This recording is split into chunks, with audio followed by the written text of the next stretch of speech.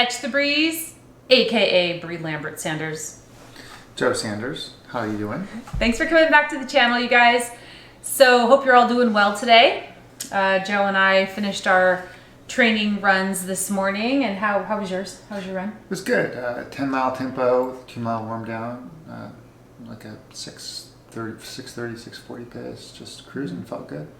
Did you say 6:40 pace? Between 6:30 and 6:40. It's fast. And that's not fast. It just felt comfortable. It was comfortable? Slowly coming around. This is my third week back to running, so we'll Good. see where it is in 3 more weeks. You're feeling strong? I feel, I think I feel a little fatigued, so I'm looking forward to rest day tomorrow.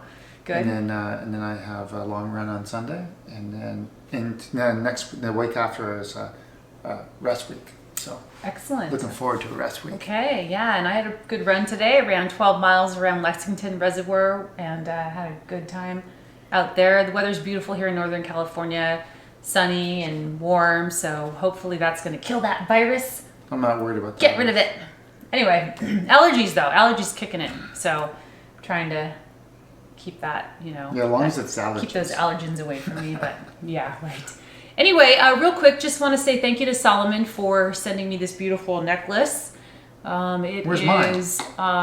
A token for, they apparently had to cancel their first ever women's trail half marathon, which was supposed to happen in April, mid-April, the day before Lake Sonoma 50. And unfortunately, because of everything happening in the world, they had to cancel the event. And so, so next year, I'm looking forward to going back next year. Okay, so we are going to be basically starting a series where we go back to basics and the basics of training.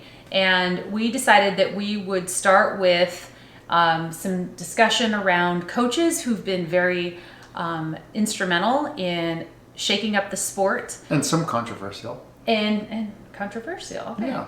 And so we're going to be covering these different coaches over the next few weeks. So hopefully you guys are going to come back, and don't forget to hit that subscribe button. I'm just going to say that right now because Joe and I are going to be bringing some really cool information to you, I think, about these coaches who, in my opinion, really impacted the way a lot of training is done today. It's fun stuff. Mm-hmm. Yeah. So you can share with them who we're going to be talking about. 5 coaches. We're going to start out with Per Se Certe, then we're going to talk about, I go back and forth with the order, but I think Per Se Certe and then Emil Zatopek, he was kind of self-coached, and then in his philosophies, which I think were genius at the time.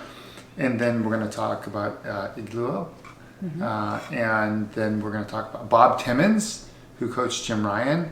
And last, probably one of the greatest coaches, we're going to talk about Arthur Lydiard. Yes, and Lydiard is very known. I know a lot of coaches. A lot of people know him, but a lot of people don't understand. I mean, not that a lot of people confuse his program and they get it messed up. But we'll kind of go how he stair-steps his training, so you have a better understanding of how that works. Yeah. So I think that'll be fun. I mean, it's going to be good information. So you guys, again, just revisit the channel, and we'll share a little bit more about these amazing coaches. It would be fun to talk about. Maybe not he wasn't a coach per se, but it would be fun to talk about the training of Jerry Lindgren, just because it's so different and so in some ways amazing and in some ways completely insane. So we might throw in a 6th runner. We'll see. And so not necessarily a coach, but a runner who had these. Well, he kind of coached himself. Philosophy. He had a coach who would ride a bicycle next to him, but a lot of stuff I think he did by feel. Yeah. But what a motor! Yeah. So I think what's going to make this discussion really interesting is that we hope to bring to light some of the early philosophies that really have established the way many coaches do training today. Yeah.